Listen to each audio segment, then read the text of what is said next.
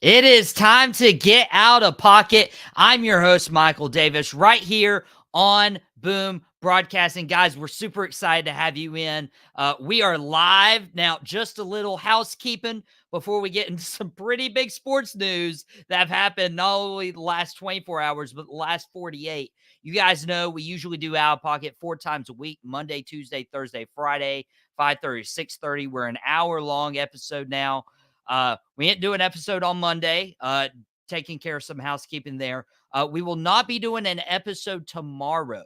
I will be immediately following this. I will be MIA. I will be gone. My phone will be off. Nobody will be able to reach me. I'm going to go into one of those Aaron Rodgers darkness retreats, and it's going to be interesting how that works because I'm always glued to a screen, whether it's my phone or my computer. But I'm super excited for this weekend, super excited to just have community in the woods. And it's starting to sound like a really bad horror campfire story, especially we're a week away from Halloween. But guys, I'm super excited for today's episode. So we got our NFL picks as well later on today. And we'll talk about a little bit of college football. Going to be joined by Sideline Savants, Wayne and Jason on the NFL picks, as well as a first-time guest, Cody from the Drew Code Sports Show will be on today.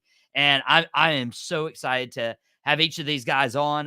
Cody's going to join me a little earlier than our Sideline Savants guys. They're prepping some fancy football stuff, setting their lineups, making sure they got their start sits right.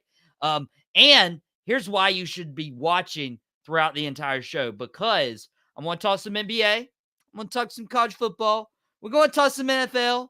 We're going to do our NFL picks. And at the very end of the show, before we sign off, I have a huge announcement regarding Boom Broadcasting. And so you will want to stay here. We also do these live streams. So comment with us, engage with us in the comments. But without further ado, the NBA season is finally here.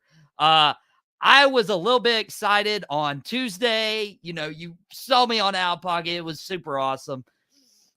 And I was super excited for the Knicks, the Celtics. Speaking of Knicks, our guy Jason from Sideline Savants, he's a big Knicks fan, so he probably wasn't as happy after the game ended. We had the Lakers Timberwolves opening night, but then I got a little upset because my Heat didn't come through against the in-state rival Orlando Magic. But I'll talk a little bit about that as we go on. And talking about Bronny James, should not be getting playing time. The Celtics, how they dominated the Knicks. And Draymond Green had a little tantrum this past week, if you didn't see that. But guys, I'm going to go ahead and start with my Miami Heat. Now, you know I do a segment on Mondays usually called Homer's House, and I'll touch on, my teams, because I really am – I'm not tired of you guys reaching out to me, but it's just a lot when you guys are ringing up my phone, especially after one of my teams lose. I feel like that's when people reach out to me. They never reach out to me when, like, my team wins the World Series. I mean, where were the texts last year? Now I'm hearing all the texts of like, oh, my Yankees got in, da-da-da-da. My Dodgers got in, da-da-da-da. My Mavs got to the NBA Finals. Your Heat didn't. Okay, Mac. It's okay. Well, speaking of, you don't have to worry. Dad and the boys will drop tomorrow. We pre-record that earlier this afternoon, so you guys will be able to get Dad and the boys still dropping tomorrow at 3 p.m. So that is a good reminder for that. The Miami Heat didn't do well. I mean, it was a tight game. It was a 4-point deficit after the first half, but just a third quarter just atrocity. And I'm thinking about the Dallas Cowboys. I'm thinking about, okay, there's patterns. Okay. We lose a lot to the 49ers. Who knows who I'm going to pick? 49ers Cowboys Sunday Night Football when we do our NFL picks later. There's the Shanahan tree that keeps tripping the Cowboys up. What keeps tripping Miami up are two things. One, it's the third quarter. For some reason, they could be in it in the first half, and then all of a sudden there's a bad third quarter. They come out lackluster, and they just can't seem to recover. So that's one of the issues. The other issue is size. And I feel like you go out and you get a first-round draft pick. Of course, this is the opening night, guys. before I talk about any of these, all these teams could go unrealistically. They could go 1-81, or they could go 81-1. Like, unrealistically to think about that, but for opening night, you guys shouldn't throw in the towel, anything like that, but based on how your team performs. But I will say the Miami Heat drafted Khalil Ware first round, and he played 6 minutes in garbage time when the game was pretty much out of reach. They start Nikola Jovic. They have Bana Adebayo at the 5. They have Jimmy Butler, Tyler Hero, Terry Rozier. But I feel like this team needs size, especially when we're looking at an Orlando Magic team that had Paulo Banchero, Wendell Carter Jr. I mean, 2 Duke prospects who came in the league. Wendell Carter just got the bag. Banchero is a star in this league. And that size could have been matched based on putting Bam at the 4 against Banchero. You have your best defender against their best player. And then you could have Ware in against Carter and see how he played. And obviously switch in, Thomas Bryant, switch in Larson, switch in Jaime Jaquez. That could help this team moving forward. But yeah, not a strong third quarter. And in the NFL, it's one play here, it's one play there, it's a momentum play. In the NBA, it's a 3-4 minute stretch in any quarter that could completely change the outcome of a game. But the Boston Celtics were on fire literally the entire game. It wasn't a 3-4 minute stretch. It was all night long. 43-24 outscoring the Knicks in the first quarter. And they just kept that pace the entire night. A NBA record 29 three-pointers made by Boston. And as a Heat fan, as somebody who watched the Celtics, just felt like they overwhelmed the Heat and any other NBA team in the finals and the playoffs last year. The Celtics just I'm going to go ahead and say it. And I know it's October 24th. I know what I just said. I know I said you can't dictate how the season's going to go on opening night, but this Boston Celtics reminds me of the NBA's Kansas City Chiefs. Here's why. The Chiefs are just dominant. They play on another level, and they have talent, they have youth, they have chemistry, and they're dominant. You go to the Boston Celtics, and they were on a mission last year because all they heard was Jaylen Brown, Jason Tatum will never work. But now that it's finally clicked, I feel like the Boston Celtics are just going to come out with another chip on their shoulder and just be overwhelmed. If they're not beating you with Tatum, they're beating you with Brown. If they're not beating you with Brown, they're beating you with Drew Holiday. If they're not beating you with Drew Holiday, they're beating you with Derek White. 8 of 13, 6-10 from 3, 24 points in his own right. Al Horford even putting up double digits. Al Horford almost becoming the ageless wonder at 38 years old. I remember watching Al Horford and Joe Johnson tear it up in Atlanta. Tear it up, quote unquote. But this Boston team, even Peyton Pritchard, who Pritchard didn't have a good night last night. He just couldn't get the ball rolling. But when Pritchard gets hot, or when Sam Hauser gets hot off the bench, it doesn't bode well for teams, especially with the way the Boston Celtics have maximized their talent. Max saying if you don't have size, wear them out with speed.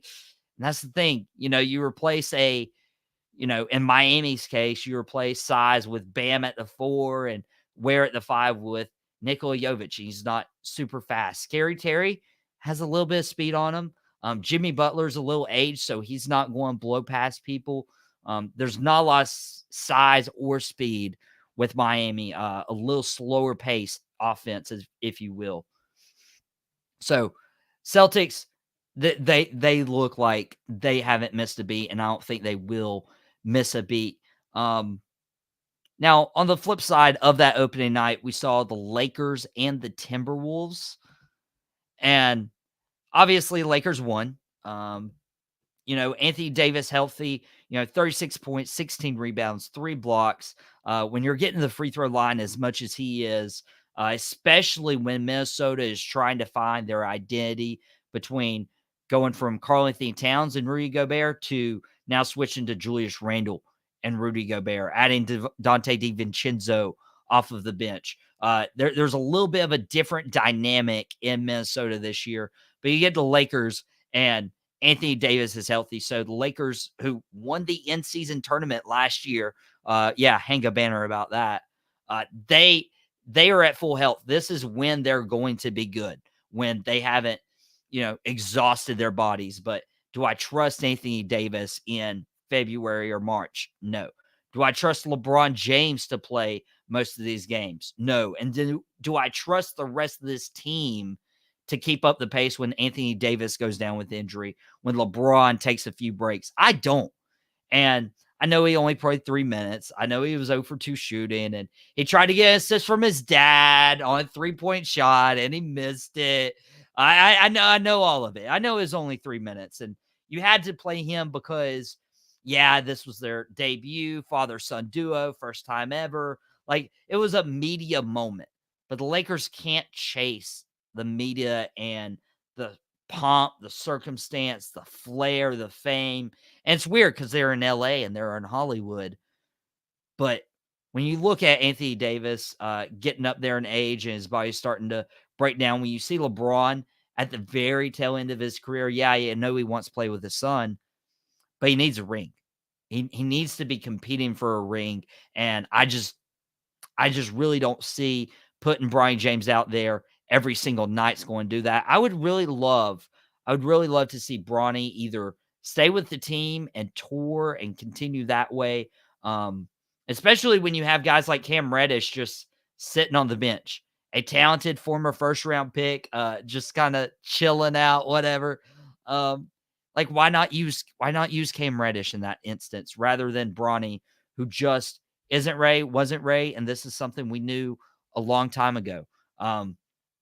Jason saying, don't sleep on O-Town, my sleeper team in the East. I'm sure he's not referencing Karl-Anthony Towns. I'm sure he's referencing the Orlando Magic, unfortunately. Now, see, Jason, I'm not going to hate on your Knicks for losing to the Celtics. But don't worry, you're going to lose these NFL picks when you come on. And he said that moment felt flat, meant more to LeBron than to his fans, not a tears moment. Exactly. Like it wasn't, this huge, like, sports monumental moment. And if it was for LeBron, like, I'm not going to hate on him. Like, I have a podcast with my dad. I know that's special to me when we drop our Cowboys episode tomorrow. But Jason, I totally agree. Brian needs to go to the G League and develop. That is what Brian needs to do. If he wants to have a successful career, I feel like it'd be more important to LeBron if his son had a long-lasting career versus just trying to rush him to be his teammate. So that goes with the Lakers. But you look at the entire first couple days of the NBA season, teams playing their first games. It's a lot of the same stuff we are just familiar with. Celtics being dominant. We knew LeBron and Bronny were going to do this father-son thing, and the Lakers weren't really going to be focused about winning, even though they did beat the Timberwolves. The Heat weren't going to go with size. And we knew it was only a matter of time until Draymond Green got a technical foul on a tantrum. I watch every Draymond Green technical foul. A, because it's entertaining, and B, because I don't know if sometimes referees are targeting him because of his reputation. But when it came to the technical foul, was that an initial foul on the floor? I wouldn't have called it if I was an official on the court. But if this player's chirping in my ear over and over and over and over and over and over and over again, and even after the free throw is, complete, he's still chirping in my ear. We don't know the words Draymond was saying to him. Yeah, I would probably hit a technical foul because I'm like, I am not listening to this all game while I try to do my job. We've just hit a free throw. Let's move on. It's over. Steve Kerr is calling timeouts to try to calm Draymond Green down. And at this point, it could really hurt a team, especially with the Warriors deciding, hey, we'll move on from Klay Thompson. and we'll keep Draymond Green here with Stephen Curry, which, of course, you're missing out the Splash Bros, but Draymond adds a defensive element, but he's not going to add defensive element if he gets suspended because he's getting too many technical fouls. So that's a very quick NBA recap. For college football, Duke's hosting SMU. Going to be super excited about that. LSU's at Texas A&M College Station. My picks for those are, I think Duke gets it back together this week against SMU and is emergent successful. They lost to Georgia Tech a few weeks ago, but I feel like if you start utilizing Malik Murphy and his running ability, then you could open up stuff. It's just a matter of time. Both of these teams here are 6-1. LSU at Texas A&M College Station. Sorry, LSU fans, y'all aren't winning. It's College Station. Just get a grip. Speaking of a team that couldn't win in Vanderbilt, Alabama lost a second straight game, but Texas trying not to have that same fate. Texas lost this past week to Georgia, and they're still 5th in the nation. They're on the road at Vanderbilt. How great would it be if Vanderbilt not only beat Alabama this year, but they beat Texas this year? That should be an automatic, I don't care what you do the rest of the year, that should be an automatic bid in the college football playoff. But don't worry, that's not happening either. The Longhorns bounce back. And Notre Dame and Navy, Notre Dame humbles those midshipmen.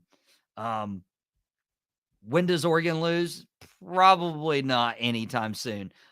They're doing great stuff with Gabriel there. And speaking of great stuff, I'm super excited to introduce my guest, first-time guest from the Drew Code Sports Show. He's a Raiders fan. We'll talk a little bit about that. We'll talk about a little bit of quarterback dilemma. But we have the big news that broke a couple days ago. DeAndre Hopkins is now, of all things, a Kansas City Chief. He has now left Tennessee, and now I welcome in Cody from the Drew Code Sports Show. Man, it's awesome to have you here. Thanks, Michael. I appreciate the invite, man. Looking forward to this.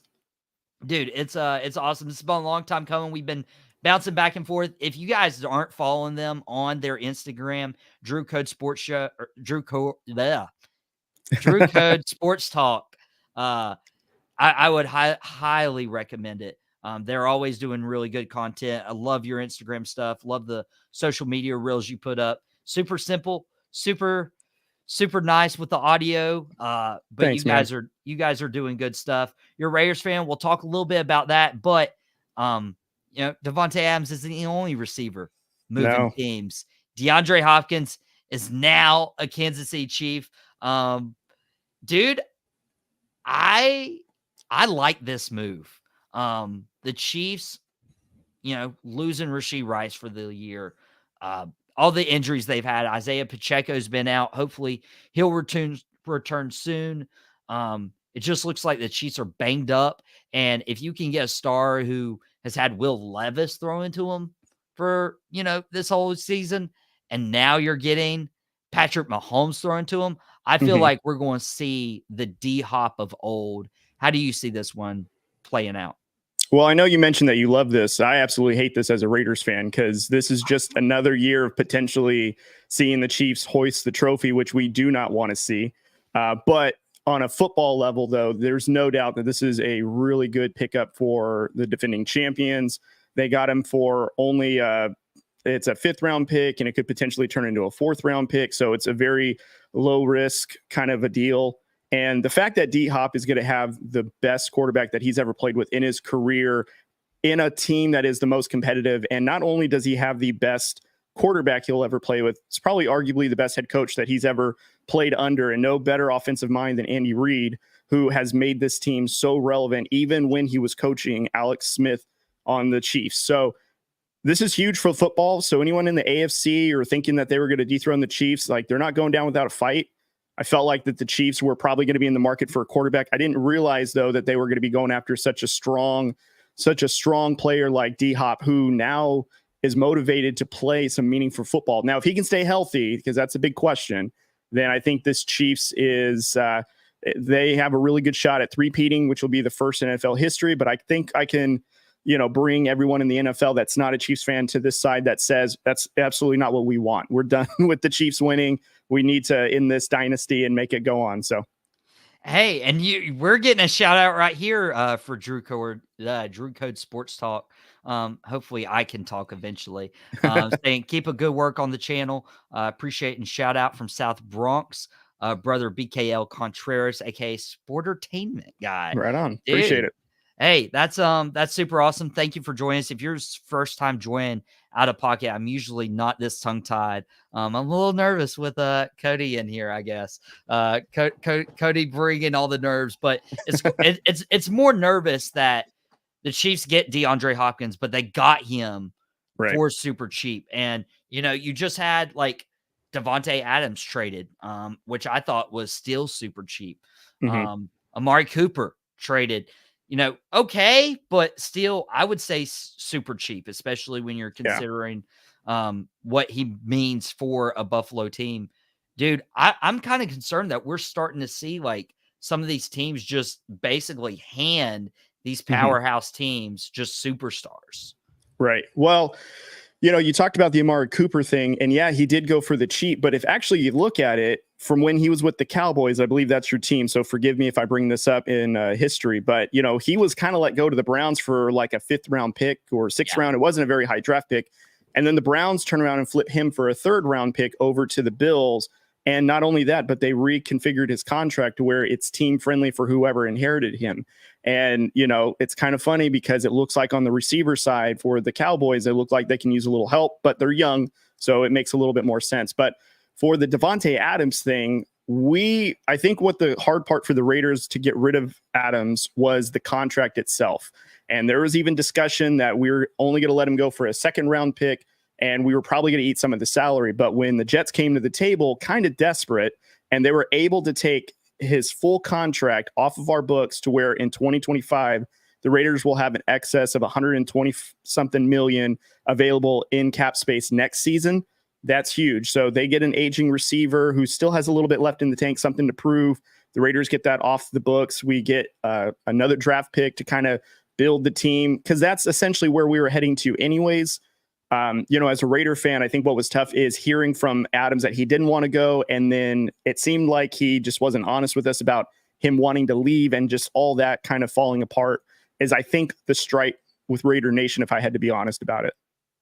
Yeah. And let's ask about that Davante Adams deal, because we've talked about it a little bit on Out Pocket, but coming from a Raiders fan, like, I mean, I remember when there was this excitement at the time. You guys had Derek Carr, and we're like, okay, we're having Carr, we're having Adams. We had Josh Jacobs at the time. It felt like there was some sort of excitement for the Raiders. Of course, Derek Carr doesn't work out. He's in New Orleans now. Josh Jacobs, he goes and decides to sign with the Green Bay Packers this year.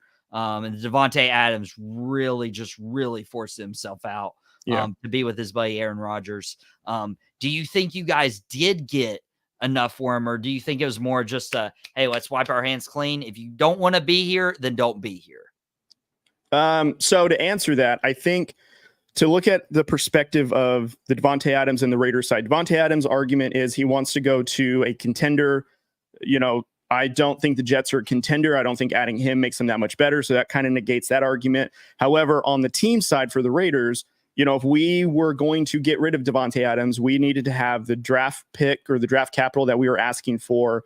We were willing to make some concessions for his contract, but the fact that the Jets were willing to accept all that, truthfully, it was probably the best deal that we could have found. Because even if the Bills, or let's say the Steelers, the Ravens, even New Orleans, if they were in the market, they would have probably asked the Raiders to take over some of the contract. Also, probably wouldn't have given us as high of a draft pick. So for the team and its future, it's the best value we could have gotten for Davante Adams. Because even if we go into the offseason with holding on to Adams and then exploring trading, his value isn't as high as it is right now, because you got teams willing to pay a king's ransom, so to speak, to get better, to be contenders. And unfortunately, because the Jets are in the turmoil that they are with firing the head coach, essentially letting Aaron Rodgers run that team, they were willing to pay the ransom, so to speak, and to have Adams. And sure enough, his first game back from his hamstring injury, he only gets 3 receptions, I believe, and that team still loses and looks like the Jets. So again, like on the player side, I hope he's happy because, again, we live in Fresno County, so Fresno State Bulldogs is our college team. So again, we remember years with Derek Carr and Devontae Adams on the same team. That was electric. So we'll always root for him. But as a Raiders fan who felt like, if Devontae Adams wanted to go to greener pastures, we probably would have been fine with that if we had some, if we felt like it was an honest conversation at the time, not leading us into the offseason about, oh, we don't want to go anywhere. I want to stay with the Raiders. And then kind of like behind the scenes, then orchestrate your way out. And it just so happens to be public. And that's, I think, the messy part of all this. So the fact that there is some finality, I think, is good. Although Raider Nation likes to hold a grudge. So I'm not going to say that we won't still remember this moment, but, I think it all worked out for everyone at the very end. I mean, they do always hold a grudge. I mean, what about this? What about this Tuck rule? Exactly. Oh, and ironically, we have so much of a grudge for him. We let him be a minority owner now for the team. So, it all comes full circle. It all comes full circle. Dude, I saw that. I was just like, I thought it was a meme at first, but it's a legit thing that Brady is a minority owner of the. I think he purchased like 10% of the team. And, he had actually done this in 2022, I believe. And there was just a review period. It went through all these steps. And then now it got finalized last Tuesday to where now he can be a part of the ownership group and be in and out of the facility and all that stuff. And, he's made his presence known. And, there's reports that Belichick is going to come in, which I don't think so. But, the Tom Brady now is going to try to do what he can to help the Raiders. And I hope that's true because I think he has a little bit more football knowledge than Mark Davis. So I'm curious to see how all this goes. It's kind of funny. The Patriots still own us one way or the other. So they still own you. And also they're not going to have Tom Brady throwing the ball this time. And we got our guy right here. Exactly the point. Besides, when the Jets fire the head coach until they get Devontae Adams in trade, it's not a problem. Don't forget, Raiders got Tom Brady as the owner, and he's bringing it up. But Tom Brady's minority owner. He's not the quarterback. The Raiders also having some little issues at quarterback, particularly when it comes to injuries. Aiden O'Connell's been hurt. So he'll be out for a while. You guys did sign Desmond Ridder. And then we also have Minshew Magic, Gardner Minshew, who hit or miss depending on the week. He's either like, oh, he's serviceable and there's Minshew Magic, or I consider this like Ryan Fitzpatrick, just like 20 years younger. Yeah. That's exactly who Minshew is. When it comes to this quarterback dilemma, before we get Jason and Wayne in to preview some games this weekend, who would you rather have at quarterback? Would you rather have Minshew or O'Connell or Ridder if all of them were healthy? Well, so I obviously Desmond Ridder hasn't thrown a pass for us quite yet. So to put him in the conversation is a little hard for me to put in there because I don't know what he looks like. If I had to choose today to put him in, probably would be a bad idea because he doesn't know the playbook. He doesn't have a rapport with everybody. So it'd be a rough go. So I'm going to put that to the side. But what I would say is we've already seen Gardner Minshew the first 4 weeks. We made the quarterback change. I think we have seen that Gardner Minshew, I don't want to say is crumbling under the pressure, but Raider Nation just needs something that's a little bit more exciting. And also, too, just the way that play calls are coming in from Luke Getsy to Gardner Minshew. I don't know if it's execution on the quarterback spot or the play calling from Getsy and how that's all being performed. But truthfully, I think we're at a point now where we just need to let AOC play and just let that go. He looked pretty good against the Rams up until he injured himself. And who knows if he would have stayed in the game, if he would have maybe been able to put something together because, Gardner Minshew did throw 3 crucial interceptions, which really was tough for the Raiders. But this season, just in general for the Raiders, truthfully, you're asking me to pick, would I rather sip on this spoiled milk, rotten soda, or whatever drink of beverage you want to choose from? They're all bad. They're not gonna make that much of a difference. Truthfully, it's like, which quarterback are we gonna be acceptable of to not make us look like we're the worst team in the NFL? And then are you gonna be able to keep us in the game when it matters the most? We all know that probably these 3 aren't it, so we're probably looking towards the draft. But again, though, what makes it tough is I think we've seen Gardner Minshew with other franchises and the first 4 weeks, and it's fine. I think AOC, though, deserves an opportunity to just finish out the season. He's the youngest quarterback on the roster right now. Let him do his thing. If Desmond Ridder comes in and he's a little bit more progressive or, productive for the Raiders, I'm fine with that. But I'm not trying to act like here that either one of them is going to save our season. I mean, we're 2-5. We're in a very competitive AFC West division, a competitive conference in general. It's a long shot for us in general. I'm almost at the point where I'm kind of hoping we improve our draft position rather than our win-loss record because, I mean, we still need to address the quarterback. So that's almost like what I'm more kind of looking towards at this point rather than, how many wins can we end at the end of the season? Because at the end of the day, if you're not competitive for a championship or playoffs, I don't know if there's any discussion to have about, what are we going to do, player-wise, because it's not going to matter in the end of the season. Yeah, and like our sportertainment guy, I'm hoping I'm pronouncing that right. I feel like I've fumbled over my words today. It happens, guys. It happens. Sportertainment guy saying Aiden O'Connell starts in 2024, or maybe later this year, maybe next year. Max saying it's not just good enough to get a top 3 pick. The Sanders sweepstakes tanking for a quarterback. That's what Jason's thinking about. I don't know why Jason's on Facebook right now because he's supposed to be hopping here in the studio for us for some NFL picks. His co-host Wayne Thomas is in the building. We'll get some picks going right now. We got Wayne from Sideline Savants. He's acknowledging me with the 1-up right there. Appreciate that. You got it. And then we got his co-host finally off Facebook. Doom scrolling. We got Mr. NY, Jason. Jason, what's up, my guy? What's going on, guys? How are y'all doing today? Hey, I am a master at multitasking, so I can be on Facebook. I can be on here. What you got, man? Let's go. Okay. Professional grade. So he's a little bit more confident in these weeks picks. He was like number 1 for 3 straight weeks. So he was going on that Kansas City Chiefs run. That's what he was trying to do. But no, we'll do something a little bit different with our NFL picks this week. We got the Thursday night football game tonight, obviously. We got the Sunday night football game. We got a few Sunday afternoons. And then we're going to introduce a weird wild card rule. And no, I'm not talking about the wild card rule that Vince McMahon tried initiating several years back. Not that one. Interesting Netflix documentary, by the way. But one of the games we'll predict is the Vikings and the Rams Thursday night football. Just found out that TJ Hawkinson, the tight end for the Minnesota Vikings, has been ruled out for tonight's game. So I don't know if that changes any of your picks. Cody, we'll go around the panel, and since this is your first time making picks with us, we'll let you go first. Do you think the Vikings pull it out, or do you think the Rams win a home game? You know what? This is a tough one because the Vikings, of course, have, a top 5 defense, and Brian Flores is putting everyone on notice about how his scheme is. However, I think what I'm a little apprehensive about is the Rams are now kind of healthy. They get Cooper Kupp tonight, and they also get Puka Nacua.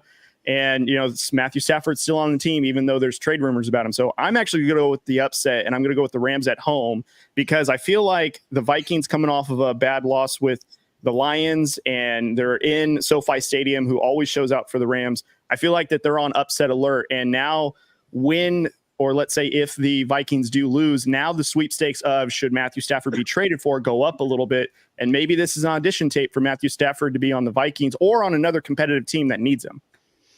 Dude, I can't even picture Stafford losing this game or even winning and then immediately going to the Minnesota Vikings. That would be pretty crazy. Just just take the plane ride back with the other team. Jason, you've been super confident. Maybe just the borderline of cocky. Who do you got tonight in this Thursday night game? Just a little bit. Yeah, that is huge for the Rams to get Kupp and Nacua back. But I have a little more faith in that Vikings defense. Hey, look, that was a tough game last week for the Minnesota Vikings. They had lost by a field goal. They hung with the Detroit Lions. That is a great team. Justin Jefferson is all-world. I'm going Minnesota Vikings. I just think that Vikings D is so much better. I think they're going to give Matthew Stafford fits. I'm glad those wide receivers are healthy and back on the field. I love stars when they can play, but They haven't played in a while. There's going to be a little rust. Can they shake that rust off? I don't know. This is a tough Vikings team. So give me the Vikes, Purple People Eaters. Let's go. We're split right now, Wayne. Be the tiebreaker for us real quick. Well, I'm with Jason on this one. Like Jason mentioned, I know the Rams wide receivers are back, but again, we don't know the rust that's there. They haven't played in a while. Vikings are hot right now. Sam Darnold playing great. Who would have thought that was happening? You know me, love to cheer for my quarterbacks that everybody said was done. Shout out to my guy Joe, always. So Vikings. Give me Vikings. He's got the Vikings. Cody, I really hate to do this. It's your first pick. It's your first time picking on Out of Pocket. I'm going to leave you on island.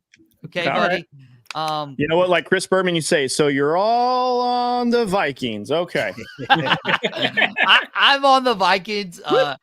I feel like they're still one of the top teams in the NFL. Losing by 2 points to your division rival, who's also playing their best ball right now, is not a bad. It's not a bad L. They've beaten the Texans. They've beaten the Packers. They beat the 49ers when the Niners were kind of similarly healthy. They beat Devontae Adams. They beat Jason's Giants. They've just touched a little bit of everything. I got the Vikings as well, bouncing back tonight. When we look at our Sunday afternoon lineup, we have a divisional game, Falcons, Buccaneers.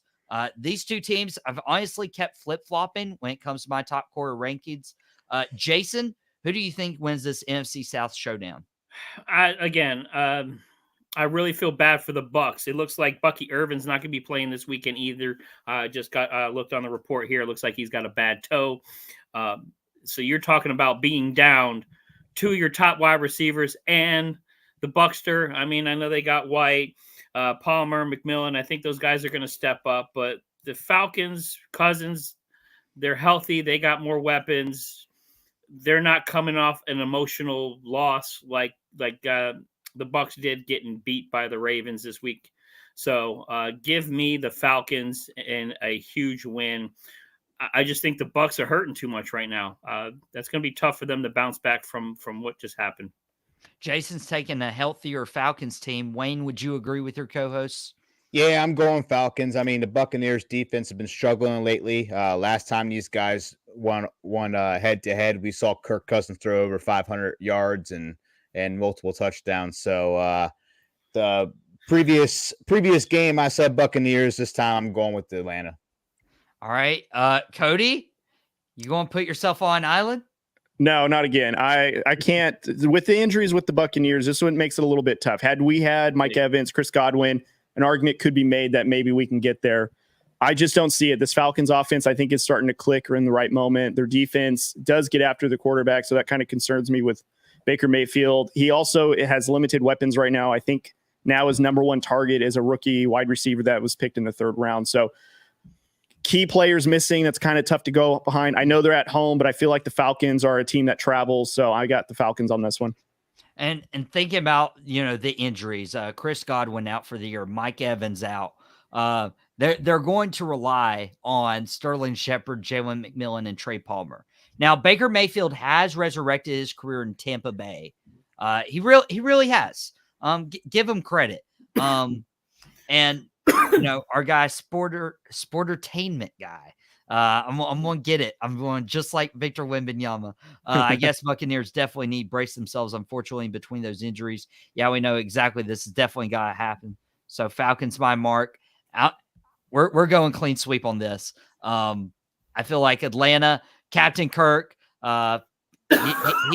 he gets teams in position to be successful and actually get in position to win games. So I think it's a clean sweep on the panel for the Falcons in that NFC South matchup. But what about the AFC South?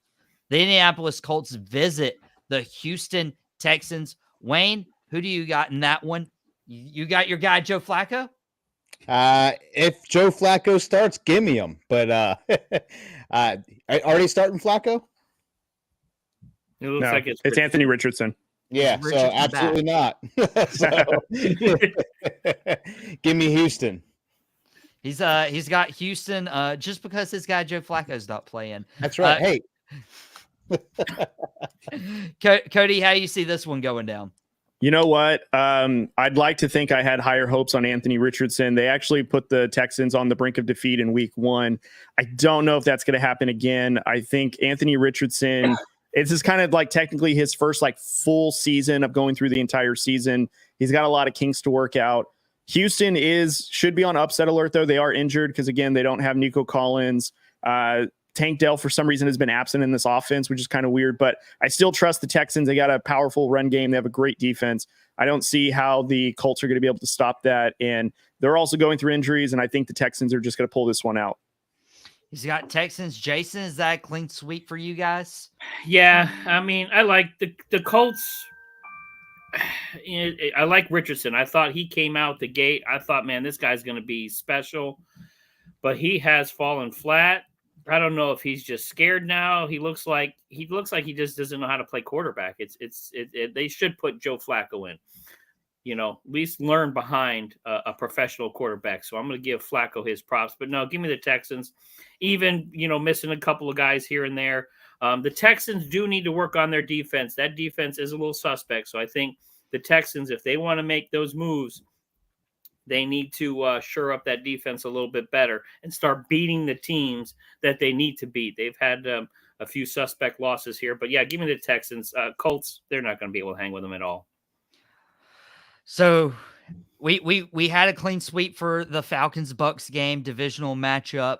I'm not going to give the clean sweep to the Houston Texans. Now, I think the Texans are good. Wow. Every time I've picked against them, they've proven me wrong, so this might not be smart. But I have a bold prediction, and I never wish injury on anybody. But Anthony Richardson does not finish this game for whatever reason, whether it is injury. That's a high probability. Yeah. Or if it's just by play, and they're like, oh, we'll put Joe Flacco in, see if he can turn things around. And Wayne, I think your guy, Joe Flacco, thank you for acknowledging me. You're either acknowledging me or Joe Flacco, but either way, I'll take it because I'm going to be the one guy who gets this game right. I'm taking the Indianapolis Colts. I feel like we're just due for Michael Pittman. Alec Pierce is, producing a little bit. You still have Jonathan Taylor. I think Jonathan Taylor plays this weekend too, so that's huge. Thank God. Yeah, for real. So I'm taking the Colts. Divisional games also always a toss up, so I feel pretty good about this one. This isn't a divisional game, but the Buffalo Bills are traveling to the Seattle Seahawks. We all know how hard it is to play in Seattle, but Buffalo's a good team. Sitting at 5-2, we just talked about Cody and I talking about them getting Amari Cooper. So, Cody, how do you see this one going? Do you think the Bills go to Seattle and win? I think not only do they go to Seattle and win, I think they win pretty handily. Like, I really believe in the Bills and this now developed offense with Amari Cooper. They have James Cook in that run game. And now that they're kind of more balanced rather than running, Josh Allen into the ground, and now he can hand it off to somebody, and now he has a legit number one receiver to throw to. That defense is still really, really good. And in my opinion, Seattle just seems to be like a team that doesn't know an identity. They can't seem to get over and be a very good team, but they're also not a very bad team. And I just think that they're still kind of figuring things out. Injury with DK Metcalf is going to play a huge role in that as well for me. And I just think Buffalo's going to go into the 12th man. They're going to walk away with a handled victory, in my opinion. So yeah, give me the Bills. He's got the Bills taking one on the road. Jason, would you agree with that? I do. Buffalo is looking pretty good right now. I think Cooper is reborn. He's got someone to actually throw to him. He's in a playoff hunt. So it is going to be tough playing in Seattle. Look, I know DK is banged up a little bit, but it is still tough to play in that 12th man. It is going to be loud. But I do think Buffalo gets it done. Again, these are the games Josh Allen needs to win. You can't lay an egg on these games. I know you're going all the way to the West Coast. You're playing in a rough stadium. You got to win these games. If you want to get over the hump and you want to face Kansas City, you got to beat these kind of teams. So give me Buffalo. I think they handily take it also. Wayne, would you agree with Cody and Jason? Yeah, give me Buffalo. I mean, the 12th man's not what it used to be. It kind of reminds me of the Baltimore Ravens a little bit. Everybody remembers the great Baltimore Ravens defense, and that's what we go back to with Baltimore all the time. But yeah, as a Ravens fan, I can tell you our defense surely isn't what it used to be. And same for Seattle. Every time I hear about the 12th man, it's not all that it used to be. So give me the Bills.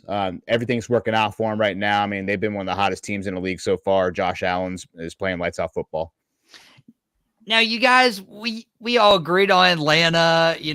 Cody was the lone wolf for the Rams. I was the lone wolf for the Colts.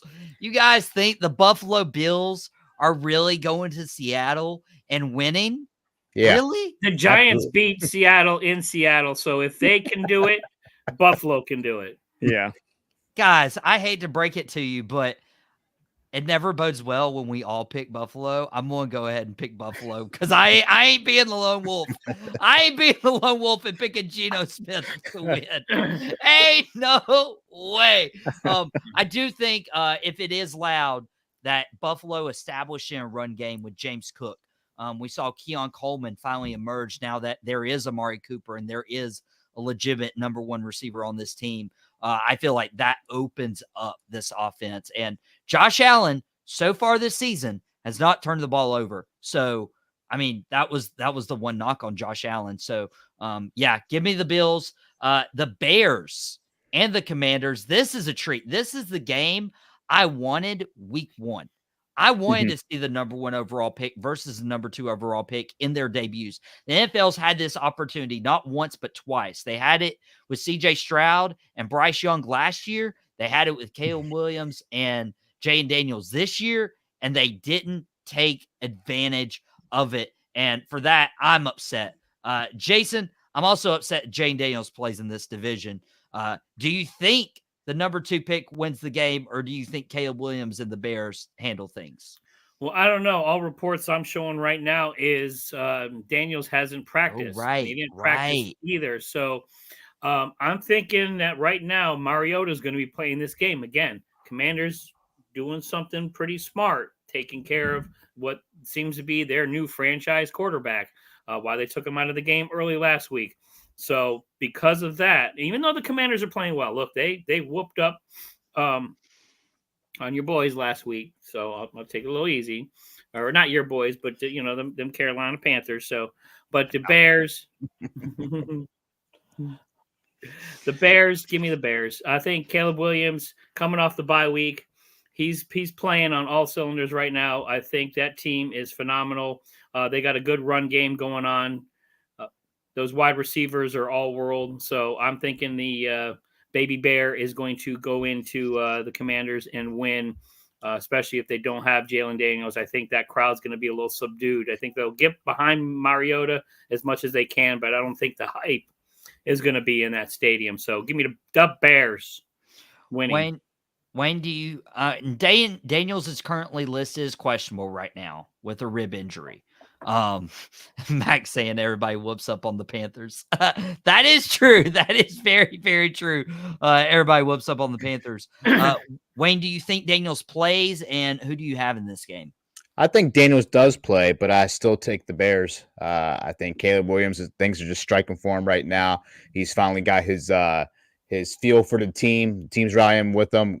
Keenan Allen, we saw return last week, doing great. I think everything's coming together for the Bears right now, and I think they're slightly better than the Commanders. Okay. Cody, would you agree? Clean sweep right there? Yeah, I think I'm going to go with the Bears. I actually don't think that Jayden Daniels will play. I think just like what Jason was saying, the Commanders are being a little bit more cautious, which is why he was out in the first quarter of the game. They didn't kind of push it a little bit. I think they're going to probably give him a week to kind of just, make sure he's all okay. Because if you put your quarterback out there and you risk further injury, I think that'll be a bigger headline for the Commanders that they don't want. Also, too, this Bears team defense-wise is very, very good. So I think if there's a week where you maybe sit Jayden Daniels and put out Marcus Mariota to sacrifice, I think this is the game for that. I do think, though, that the Commanders have turned into a quality football team, and in my opinion, they're one of the front runners for this division and that they play in. And that's saying a lot because we weren't saying that about them last year. So I still have the Bears, though. I think Caleb Williams and his offense is now starting to click a little bit, and he's starting to throw that ball with a lot more confidence. And he's not throwing, 40 times for 80 something yards. It's now actually quality throws and efficiency. And so I got the Bears. I think they got this one in the bag. And I think a part of that efficiency for Caleb is the run game. DeAndre Swift in particular is starting to catch on. He struggled the first couple of weeks, but now he's starting to get his groove, which I feel is super, super important. You got DJ Moore. You got that defense you mentioned, Cody. I'll be honest, if I knew 100% Jane Daniels was playing, I would lean Commanders in this game just because of that chip on your shoulder, being the number 2 overall pick with the electricity that Daniels has brought this team. Mariota's probably going to do a serviceable job as well, but I'm gonna let it be a clean sweep. I'll give it to Chicago, especially since Dallas needs all the help they can get right now, because they need to win this division. And they go to San Francisco Sunday night for that football game. Cowboys, 49ers. Wayne, this has always been a big rivalry back from the 90s. Who do you think wins it now in 2024? Every week we have a crazy upset, and I'm going Cowboys for this game. Back from the bye. No reason why they haven't studied tape. Dak Prescott coming off an absolutely awful performance the last time he played. I can see the Cowboys pulling the upset and having us all talking Monday morning. Wayne, I want to say on air, I love you. I appreciate it. Acknowledge. Cody, does that sentiment go to you as well with this Cowboys 49ers game? It's interesting that Wayne did that because I actually think that the 49ers, I guess if they are the ones favored in this matchup, should kind of be on upset alert. And I will say a caveat is it depends on Deebo Samuel's availability. Like if is he going to play, because that's a huge piece in their offense that they can really use. And as everyone knows, the Niners are completely beat up right now. My only concern, though, is the Cowboys defense. They're not, as far as I know, they're not going to have Micah Parsons, who is obviously the elite rusher that changes the game. So that's concern for me. And I think more or less we're going to see a shootout. I don't know how the Niners really contain CeeDee Lamb. I really think that the Cowboys are going to surprise some people, and they're going to hear all the remarks about what Jerry Jones has said, all the stuff that ESPN has said about how they're one of the worst teams ran. And I think they're going to surprise some people. They're a professional team. They're not a bunch of amateurs. Like they have some pride. And I feel like that we're going to see a surprising win from the Cowboys against the Niners, who a lot of people are probably choosing the Niners. But I do feel like that this game is like a little bit of like, hey, the Cowboys can probably get it here. And it would make sense just with all the stuff that I just mentioned. So I got the Cowboys. You know what? It's interesting. All the hate I've gotten the last 2 weeks. I'm just feeling a lot of love right now on the panel. Jason, don't mess it up.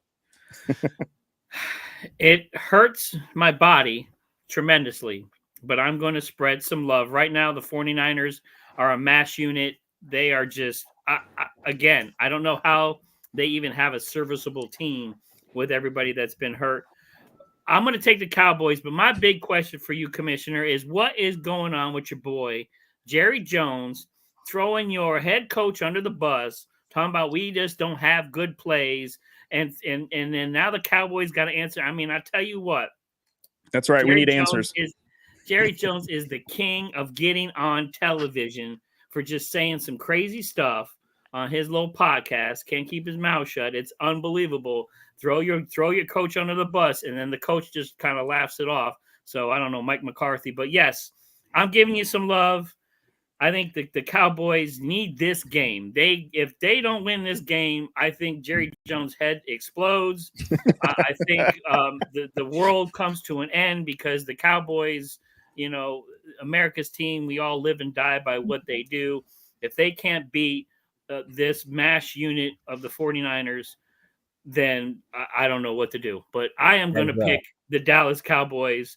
It hurts. Again, my mouth is on fire right now because the Giants fan to say that. I gotta go. I gotta go have a drink after this. Jason, As Jerry Jones would say, it's a glory hole weekend.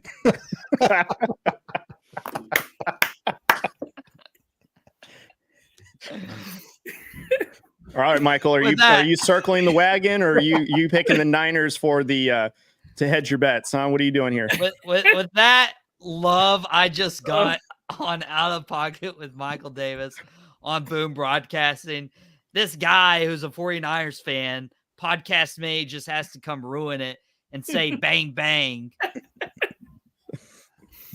Guys, this is the team I do not like playing against. It just feels like the 49ers, and particularly Kyle Shanahan, has always had Dallas's number, no matter who was on the 53-man roster for either team. Shanahan just has the Cowboys figured out. I don't know why, but I hate to do it, but I have to pick the 49ers. Until Dallas can prove me wrong. Shame. You're not a real Cowboys fan then? No. I don't acknowledge you anymore. No. Oh, you can't do that. Mac is in the background with his tears rolling down his face. Well, hey, if anybody would like to adopt me, that would be awesome. I got room, man. Come on, you're always welcome in my house. You got to sleep with all the New York stuff though, so I hope you're okay. Nah. I'll report child abuse. Welcome Podcast to the family. me, I ain't welcoming into your family. Ain't no way I'm doing that. I'm just picking your team to beat my team, so you're welcome. So I mentioned a new little thing we're doing, and I was trying to pick what the 7th game would be, and I was like, you know what? Let's just leave it up to the panel itself. So we're calling this the wild card game. Now, the rules for this, I told each panelist earlier today that each panelist is going to predict the winner of one game, not that we've already previously done. The rules for this is you can't pick the same team. So let's say if Wayne's team, the Ravens were playing the Browns, Wayne could pick his Baltimore Ravens, but Jason would have to pick the Browns. Good luck with that one. But you also cannot pick a team that is favored by 10 or more points. So that automatically eliminates the Detroit Lions, who host the Titans. That eliminates the Broncos, who should beat up on the Panthers, or the Chiefs, who are probably going to beat up on Cody's Raiders. But hey. But you could pick an upset. Breaking news, I just got put up for adoption again. So we'll see if there's any takers, Cody. While we get this home life settled out, what's your wild card pick to win this week? All right, Michael, let me show you how to be a delusional fan here. So I'm going with my Raiders against the Chiefs. And the reason why it's a divisional game, yes, everything that goes against us that says we should lose, but this is the week where we play up to the competition. We surprise the Chiefs. We end that win streak. This is how you be a delusional fan, Michael. You ride with it regardless of the circumstance. Give me the Raiders in an upset this Sunday. Cody's delusional. Jason, you have the opportunity to pick your your Giants play this week? Or no. Oh, you don't have the chance to be a delusional fan. No. So who else you picking? I'm tired of being a delusional fan. I've been in the ground, trying to dig up Daniel Jones. I'm going to take the Packers over the Jags because I don't know how the Packers are not favored by more than 10 points. So yeah, I'm taking the easy road. Give me the Pack over the Jags. I'm shooting a full court shot here. You take a layup. Come on. For real. Jason taking the easy. Watch the Jags beat the Packers. Jason's not going to live it down next week. Any given Sunday, man. Any given Sunday, you never know. If I literally hear when you chose that team, seriously, be careful what you wish for. You know exactly you lost your hope. Seriously, don't you dare choose that team. And it is Monday night. I'm sorry. Monday night game is I even forgot about it. Monday night is the Giants versus Pittsburgh. That's fair. That's how bad I want to forget about the Giants right now. Is they're going to get beat by Pittsburgh. So I didn't even want to touch that game right now. And we do leave Monday night games for like tiebreaker scenarios because Out of Pocket will be back on Monday. And speaking of, we have news about a new show debuting on Monday that will break after Wayne and I make our wild card picks. Wayne, what's your wild card selection? Give me the Jets over the Patriots. I really think all the chatter about Aaron Rodgers and Devontae Adams and all that, they hear what we're saying and they see the memes, and they're going to come out there and they're going to put a show on. I actually said that Devontae Adams was my must-start wide receiver this week for fantasy. I got a lot of laughs about that, but again, they hear us. They see what's going on. They're not going to come out there 2 weeks in a row and throw a dud out there. So give me the Jets over the Patriots. If you thought mine was a layup, hold my beer. Yeah. The Patriots, the worst team in the NFL right now. Although secretly, I do hope that the Patriots upset the Jets. I hope that happens. As a Raiders fan, I will sink the ship for a third-round pick alone just for that loss. Believe me.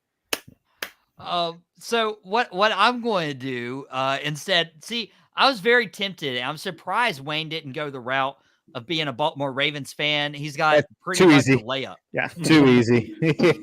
he had a pretty much layup with that Browns game.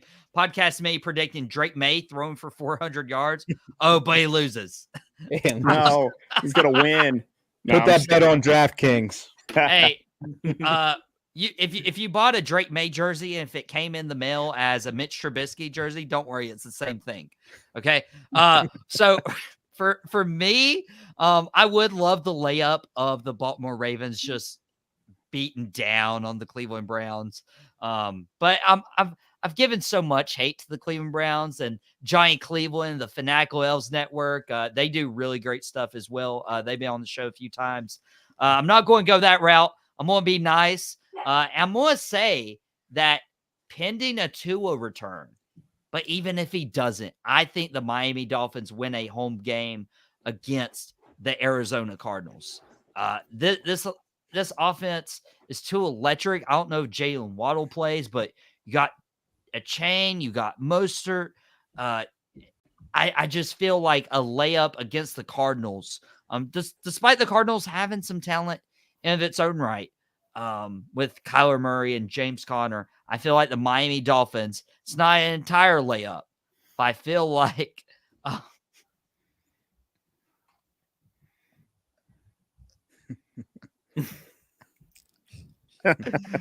right, we need to stop these YouTube comments. Why do we do live shows? Or somebody remind me.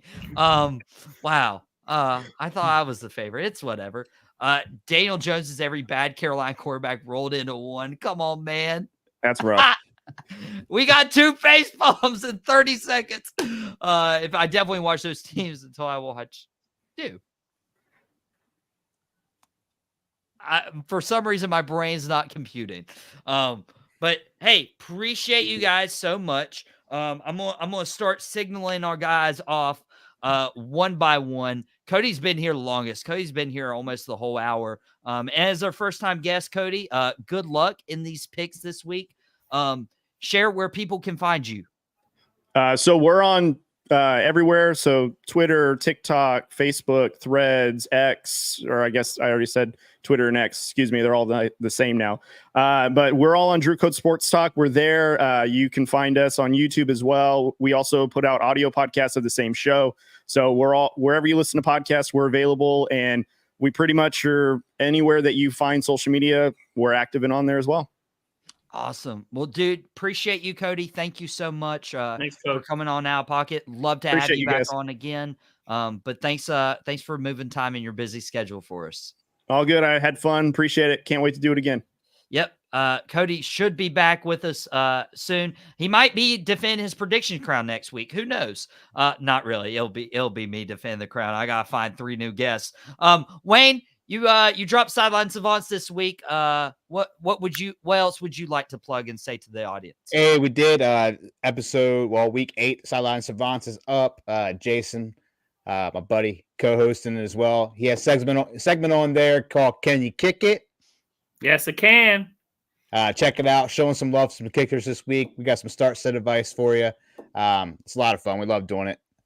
Can't wait to make the next episode. So I'm going to do this a little bit differently. We're still having YouTube comments roll in and podcast me saying, just let you know, New York told me first. Well, speaking of New York, I feel like we need to listen to him a little bit more. Not about his sports team taste. That's right. But I am happy to announce, and before I do this, I keep Wayne on the screen because Wayne was somebody I met at a wrestling show. And then he did this, fantasy football podcast, and we got him going back in September. And he's like, hey, I have this guy. I'd love to, have him on the show a couple times. And I'm like, hey, it's your show. Do what you want. Like, I mean, appropriate, of course, but do what you want. I'm totally cool if you have guests on your show. And he's like, okay, I'll bring this guy on, Jason. He's a Giants fan. I'm like, never mind. Don't have him on.